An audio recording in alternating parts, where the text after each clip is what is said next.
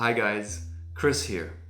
In this video, I'll be showing you how to create 5 basic visual elements to level up your note-taking or when working on flip charts. I'll be sharing how to create frames, arrows, people, icons, and type. I'll also be sharing tips on how you can apply this to different scenarios. So grab a paper and a pen and let's have some fun. Alright, so let's start off with frames. So what are frames? Frames are used to help group ideas together. You know how sometimes you're putting ideas onto a notebook or your flip chart and then you circle the ideas that you find interesting or you want to draw more attention to? Well, that's the idea. So here we want to create different shapes that would bring meaning. So in this example here, we're creating a cloud. So this is an idea that is still forming. And let's say that idea has been formed and now we want to draw more attention to it. So this looks like a sort of like explosion of an idea. And let's say an idea is something that we're really proud of and we want to show it off. So what if it was on a picture frame and it was nailed up on a wall?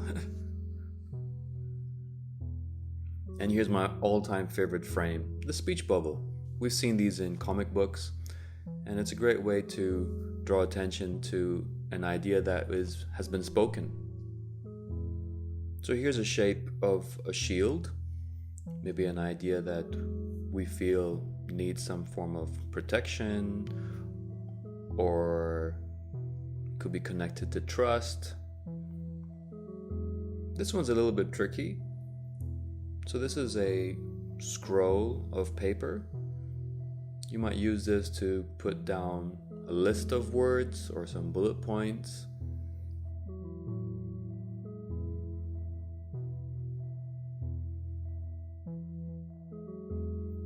And here's another variation to that. The tricky part at the bottom.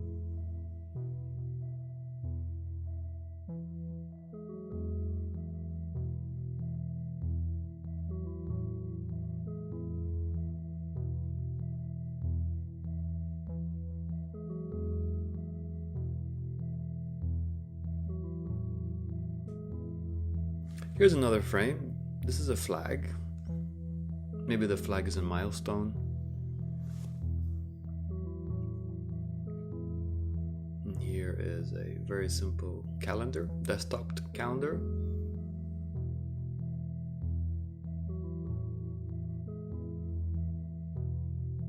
What about a book?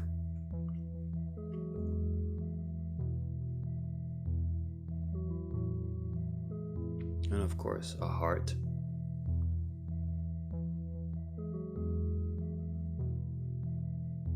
What about a billboard sign?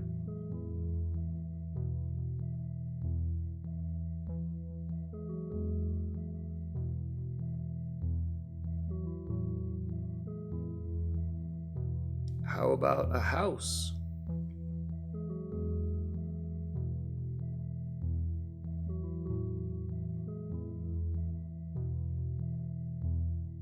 How about a sticky note?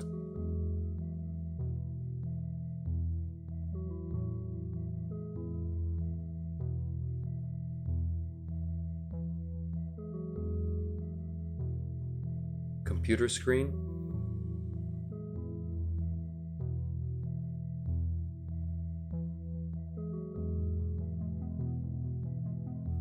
This one's a popular one. This is a banner. This is a typical banner you might use for the title.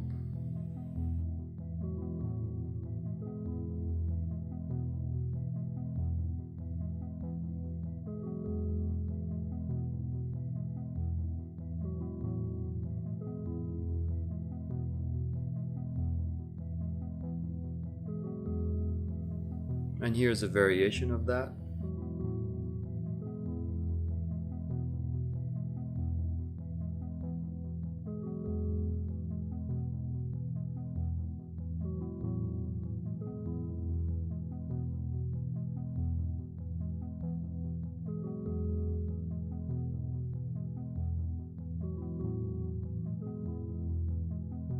I suggest you first create the title and then make the frame.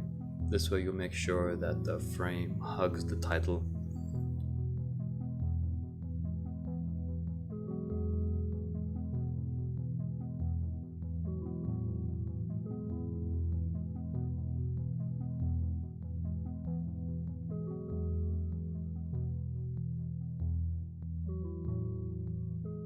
And here's another fun frame. This is a frame of a person's head. You could use this for maybe inserting a quote, something interesting that somebody said. Here's another variation. Maybe this person has a funky hairstyle.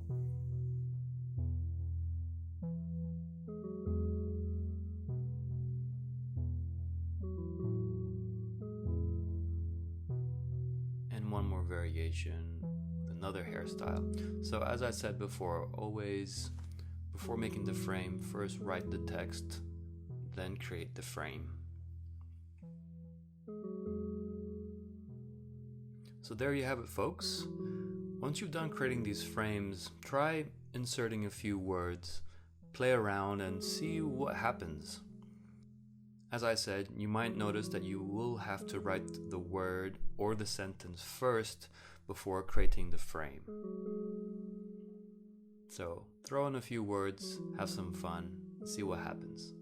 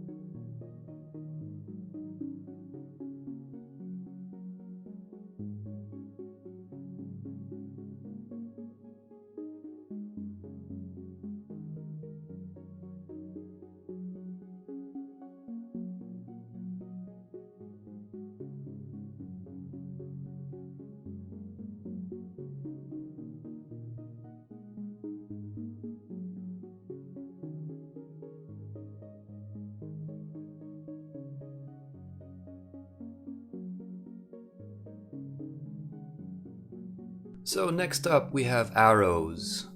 So using arrows helps us indicate which direction we're heading or how ideas are connected to each other. So arrows can mean so many different things. So this arrow might be, it's connected to something but not exactly connected. A thick arrow might mean something like it's a strong connection or it's a strong direction. A squiggly arrow might mean that it's not a clear path. Here's a bouncing arrow. Maybe you need to bounce a couple of times until you get there. Here's an even more squiggly arrow. Maybe you need to get a little bit lost before you get there. So you get the idea. There's so many ways of showing how direction or ideas are connected to each other. And arrows can as well be frames. So here's an arrow where you can actually insert 3 sentences. And here is a 3-headed arrow. So an idea is being split into 3 different directions.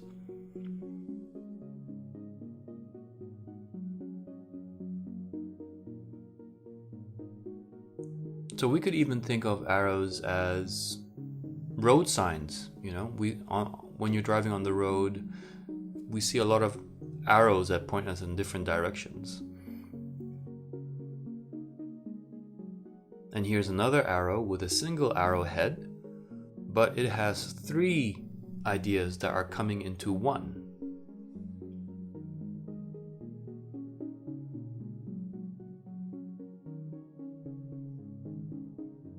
And here's an arrow that its connection is somewhat broken or disturbed.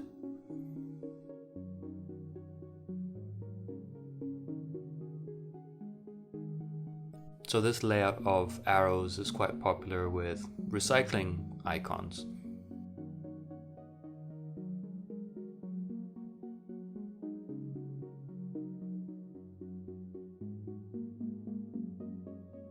And here's another example of how arrows can be used as frames.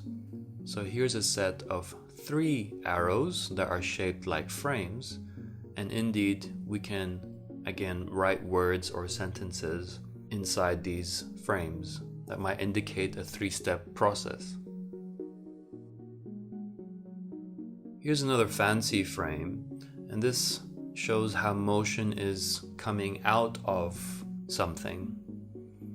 And again, we've seen how these arrows, when laid out this way, can indicate that there is a recycling process going on, or this is a process that is repeating itself. So arrows show us direction, they show us a process, they show us how things are connected. And here's another arrow which can also be a frame, but it also gives us an indication of space. So it's a 3D arrow.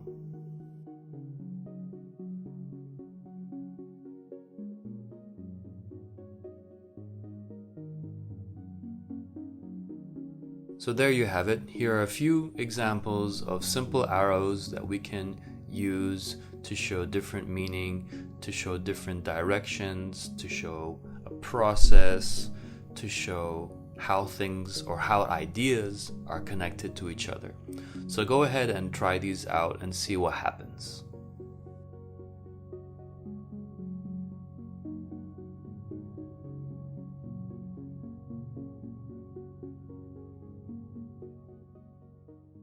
So next up, we'll be creating some people. So inserting people into your notes or your flip charts helps us get a feel for how we're connecting with ideas. It really brings out the emotions that we can attach to ideas. So let's start with a few very simple types of people that you can create. Of course, you can create stick figures. Here are some different styles of representing people. So this one is more rounded on the shoulders, doesn't really show hands or feet. Here's another style where you can see the neck, there are hands, there are feet.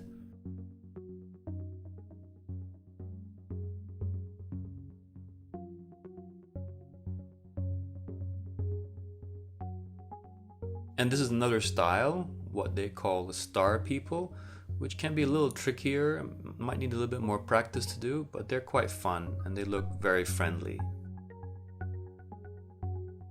So here's another style where the head is much bigger, which gives you more room to insert a facial expression. Sure, the body is a little bit out of proportion, but you can still pose it in any way you like.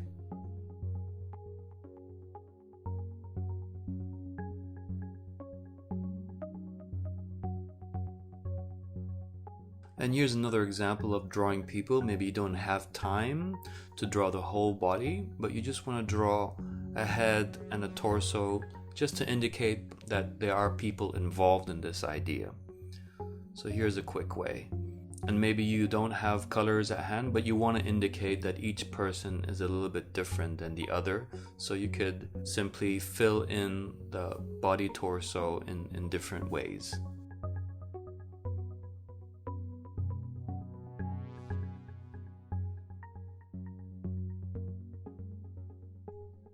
And here's a quick way of creating a group of people. And here's another way, just draw a whole bunch of heads. And this almost looks like a variation of the star people. And again here, it's a frame. You could insert some text. And here are some people sitting around a table. And in the middle of the table, again, you can put in some text indicating the subject that they're discussing, maybe. And here is a frame where you can again insert some text or a sentence, and there's some people on top.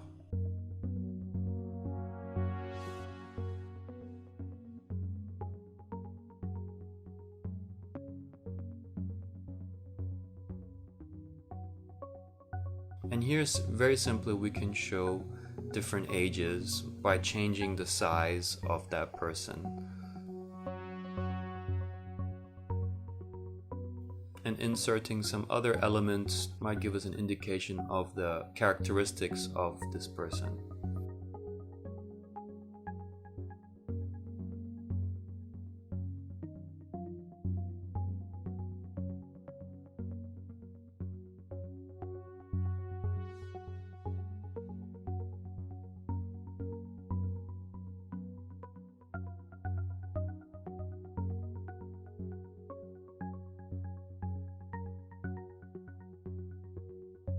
And who says people need to look like people? We could just draw a basic shape, put on some legs to it, and our mind will create a person. So what if the person was a circle or a square or a triangle and we just inserted some legs? There, you have people. And in this example, we can also use the nose to indicate which direction the face is looking. So go ahead and experiment with different shapes and in different directions the person is looking at.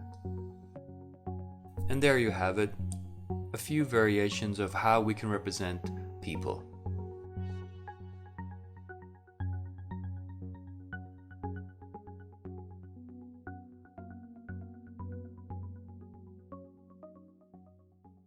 Next up we have icons. Icons play a big role in our daily lives. We see them everywhere. They don't need any context, and we all know immediately what they represent. So let's have a look at a few icons that we can create and insert into our note-taking or flip charts. So let's start off with a few simple ones. So here's a sun, cloud, a rainy cloud, a star. The great thing about icons is that with a few strokes you have the icon or the symbol up on the page.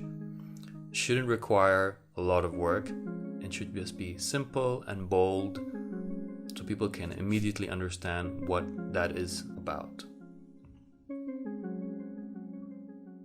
So in your note-taking or when working on flip charts, you will probably have a set of icons that you will go to every now and then. So practice creating these icons over and over again so that it almost becomes like a memory muscle. When you're creating these icons, also notice how you're breaking them down. Where exactly are you going to start when creating this icon?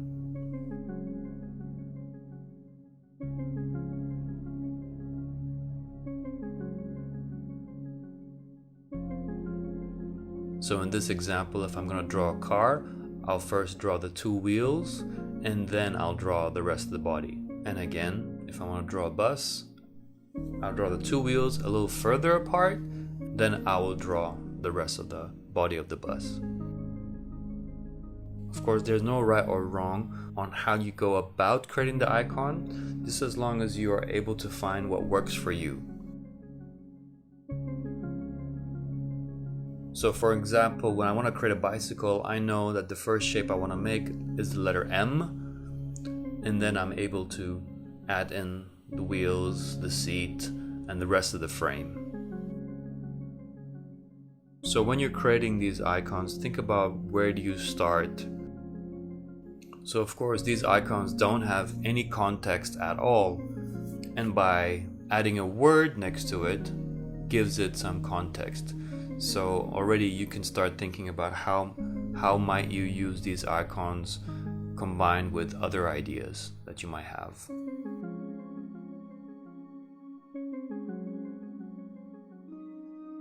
And some icons might take a little bit more time to figuring out how to create them. So I suggest that you practice recreating these icons over and over again so that you then are confident to quickly put it on the page when it's needed.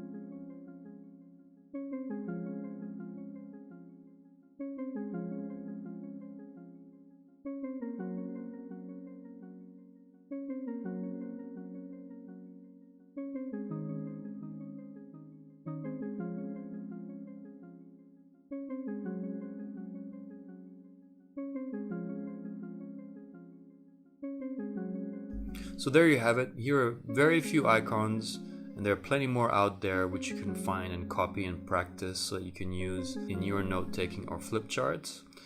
And I've just changed the color of my pen, and I'm just going to add a few strokes to give it the feeling that maybe they're shining, they're shaking, or they're moving, or they're flying around. I find that these strokes bring these icons alive.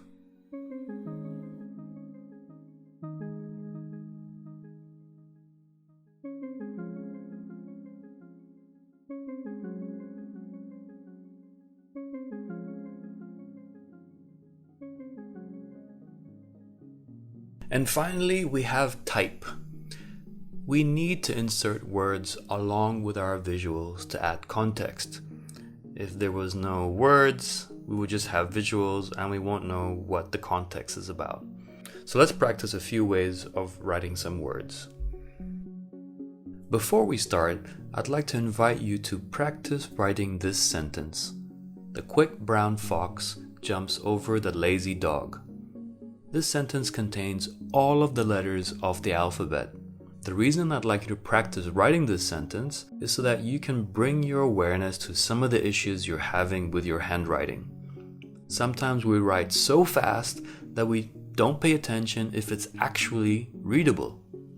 You want to be able to read your handwriting, so let's take a moment to check in.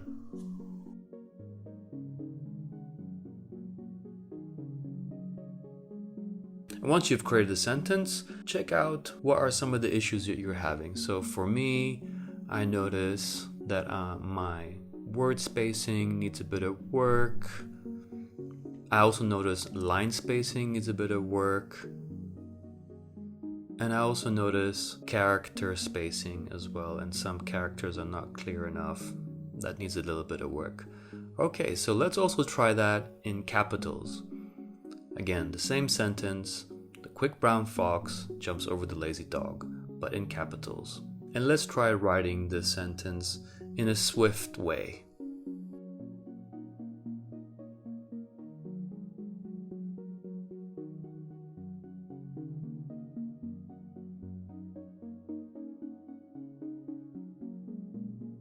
And again, once you're done, notice if you have any issues with the line spacing or with word spacing or with some of the characters. Alright, let's explore a few creative ways of writing words. In this example, I'm going to create the letters in a heavy block style.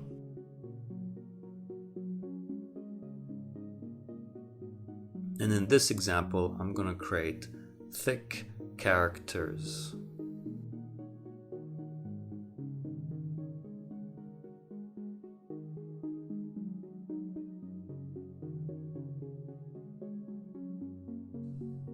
In this example, I'm going to create really thin characters.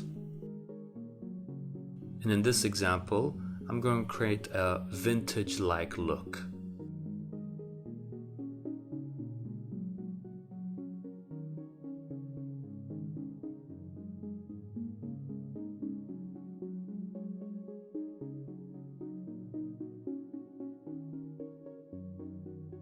And in this example, I'm going to create a cursive style.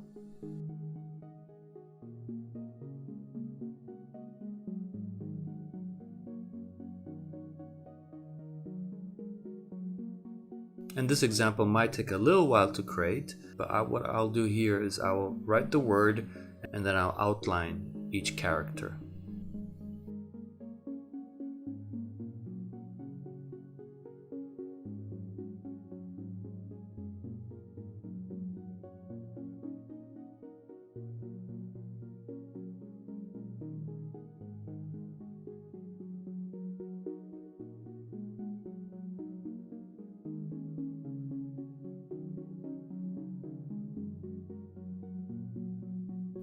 In this example, I'll show you how to create a 3D effect. So again, I'm creating block-like letters first. And then in every corner, I'm going to create a short 45-degree stroke to give it that 3D feel.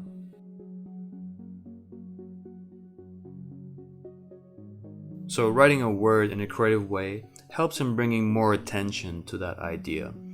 And here what we're going to do is I'm going to change the color of my pen and just add a few shades just to make this word pop out a little more.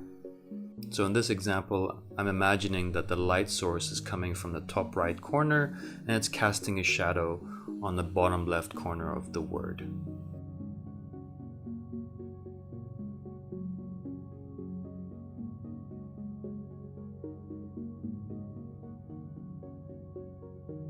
And with the word vintage, I'm just going to fill in each character.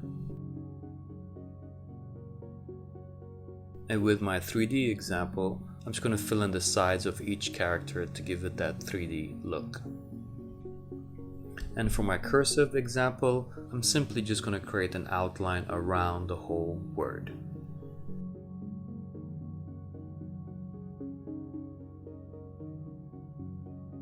And finally, for this example, I will fill in each character.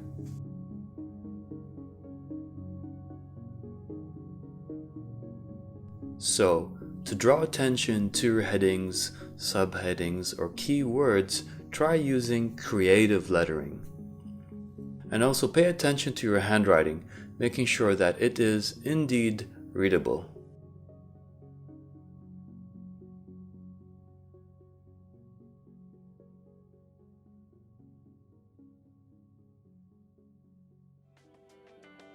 Well, there you have it, folks. I hope you had fun and you're looking forward to taking this into your learning space or work environment.